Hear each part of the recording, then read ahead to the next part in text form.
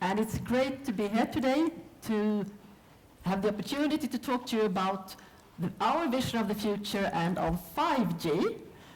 But before I go into that, I would like to spend some minutes on Ericcson Research, the organization. So Ericcson Research is a global organization of around 650 people.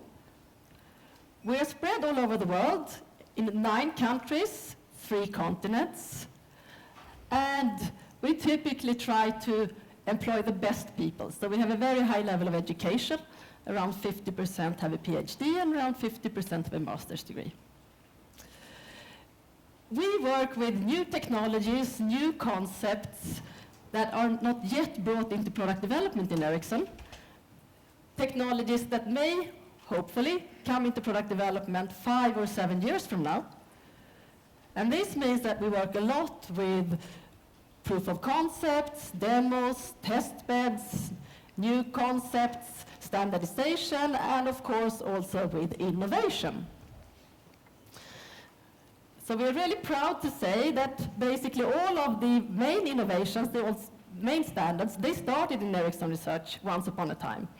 So 2G started with us, 3G started with us, 4G started with us, and now we're spending a lot of time on 5G. And around 50% of the Ericcson patent portfolio actually comes from inventors within Ericcson Research. In Ericcson Research, we have 8 research areas, spanning from radio access technologies, where we work with the radio access itself, but also with antenna and antenna systems and smart antennas.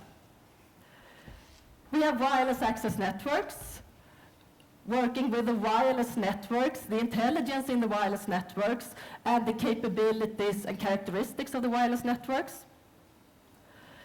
We have services, media, and network features, working with doing research on the network architecture, the network functionality and features, and how we can deliver new services and media to get the best and accurate performance from the network. We have management and operation of complex systems, where we research on new technologies for management and operation, involving big data, analytics, and technologies such as machine learning to make the systems more self-organizing, self-adaptive, and self-healing. We also work with research on IP and transport, and of course, software-defined networking, SDN. Another area is cloud technologies, where we work on the distributed virtualized cloud environment that we see moving into our networks. And then we have 2 really important areas. One doing research on security for the future networks and future services, and one doing research on sustainability. And of course, the main focus for us now is researching on technologies for the network society. So when we in Ericcson Research view the network society, in our view, it's actually built on 4 cornerstones.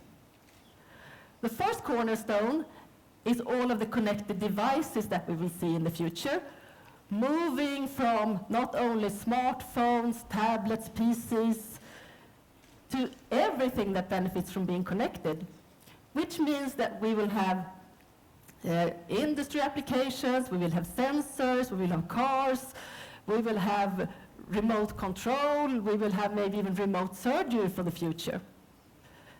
And of course, that poses completely new and tough requirements on the networks.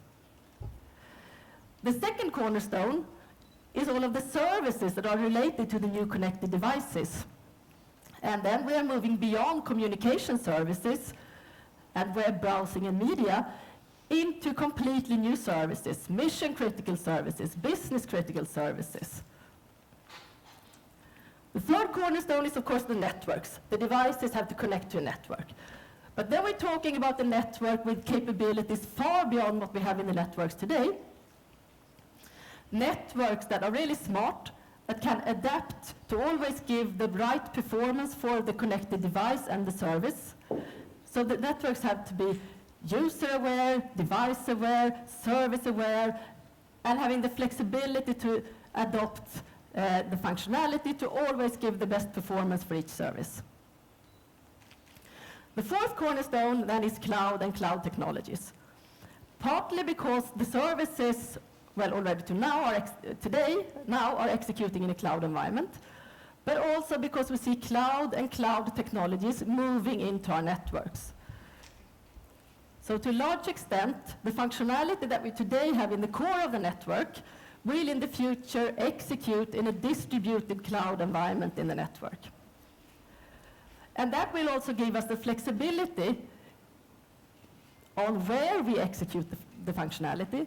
So for applications where we are really critical for latency, we will have to have the possibility to execute the functionality close out to the access, whereas in other cases, the same functionality can execute in the core of the network, and maybe also at the same time, all being enabled by this distributed cloud environment in the network.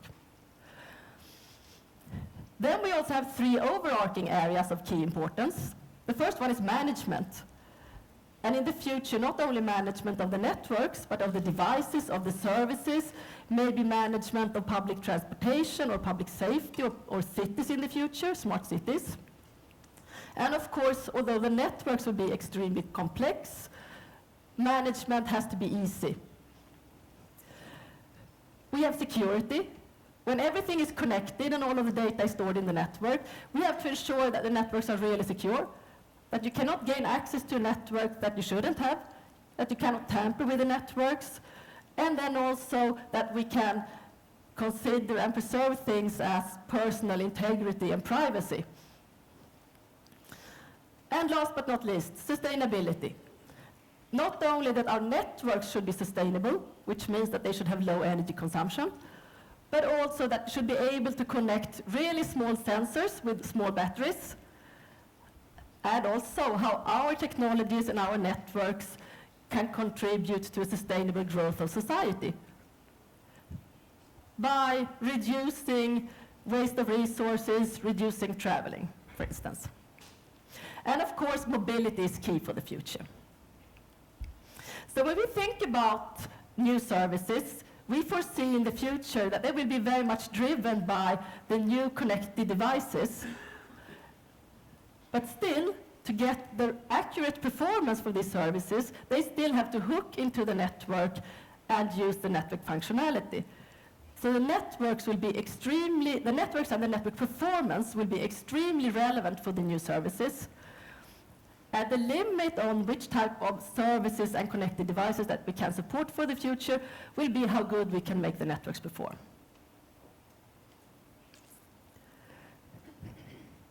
How does this relate to 5G then?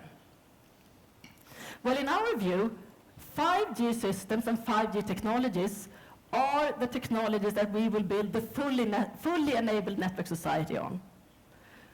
So already now, we are living the network society. The journey has started, but to really get the fully enabled network society, we will need the 5G networks and the 5G technologies. And for 5G then, we say non-limiting access anywhere, anytime, to anything and anyone. So what can we expect from 5G? Well, we're strongly driving that 5G should be a global standard to get the huge ecosystems, both around terminals, devices, but also services for 5G. The ambition is to have one global 5G standard. We need to have really good energy performance for the future, for sustainability reasons, of course. We need to be seamless across multiple accesses and multiple domains. 5G should, of course, support media and personalized media for the future, where media will become even more personalized than it is today. And 5G should also be a good foundation for efficient industries and societies. And this means that we're moving more and more into connecting things, machines, and we call that machine-type communication. But machine-type communication can actually be two very different things. We have the massive machine type communication, and then we have the more critical machine type communication. So for the massive machine type communication, we will have a huge amount of connected devices, each of them with a low cost, low energy consumption, small data volumes, but we really have to provide good coverage and long ranges for those type of devices, but maybe not so high data rates for each device. Then we have the critical machine type communication, where we need to be ultra reliable, have ultra low latency, have extremely high availability. And then we're talking about applications such as car communications, tactile internet, remote surgery, industry applications. And of course, this poses really tough requirements on what we need to fulfill for 5G.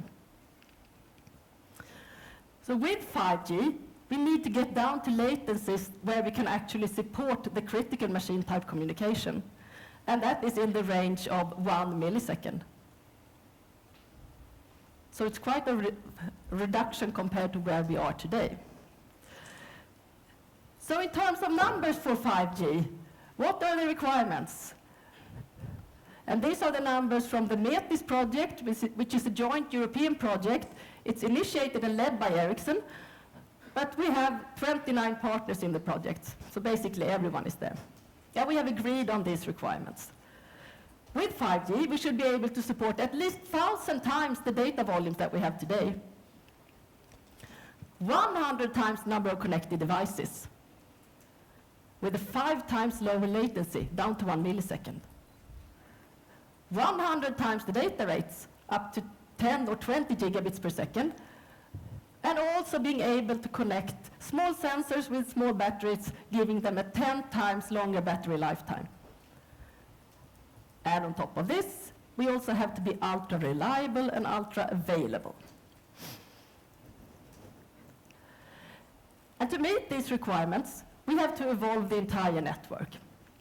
Of course, we have to evolve the radio access and the radio network for higher data rates, higher data volumes, and so on. But we have to involve everything. So it includes also evolving the IP infrastructure, moving more into software-defined networks, and the cloud infrastructure as well.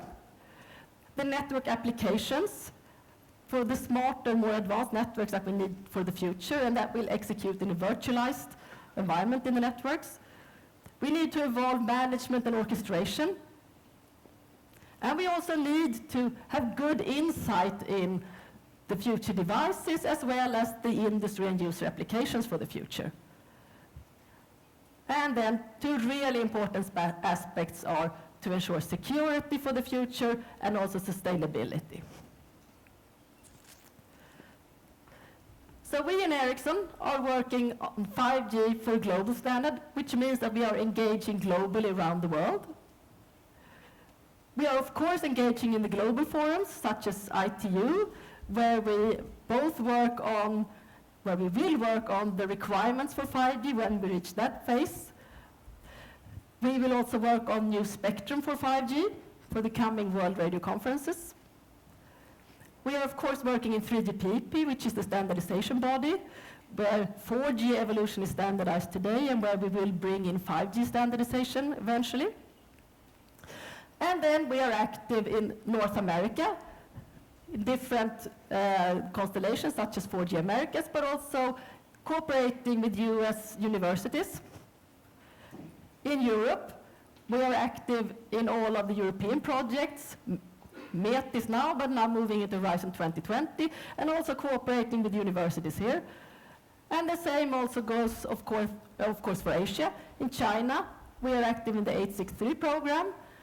Japan, we're working with ARIB, but also we have testbed activities in Japan, and in Korea in the 5G forum.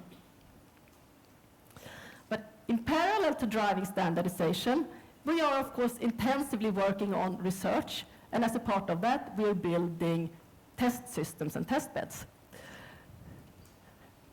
And in July this year, we press released our first 5G radio test bed, where we were the first ones to reach over 5 gigabits per second over the air in a lab.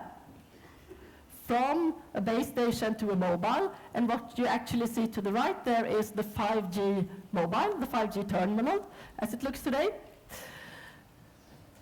So this was the first step in our 5G testbed, and we will continue to evolve that for the coming time. We're also working with partners, also from other industries, to learn and to get the requirements right for 5G. And we have started up something that we call the Ericcson Garage, which is a lean startup-like place where we can work with innovation, also involving other partners that come and work together with us in the garage. So to summarize, we are driving 5G. We are currently in the research phase of 5G. We are driving research now, and we will move into driving standardization. We have very good experience from the previous 4 generations, as I'm sure you know. We are engaging globally for a global standard, which means that we are active all over the world, in Europe, in US, in Asia. We need to evolve all parts of the networks, so we're working on technology leadership in all domains, not only radio, but also IP and transport, cloud, network functions, management and operation, security, sustainability. And we are engaging with other industries, the potential users of 5G, to get the requirements into our work and to learn from them what we need to fulfill with 5G.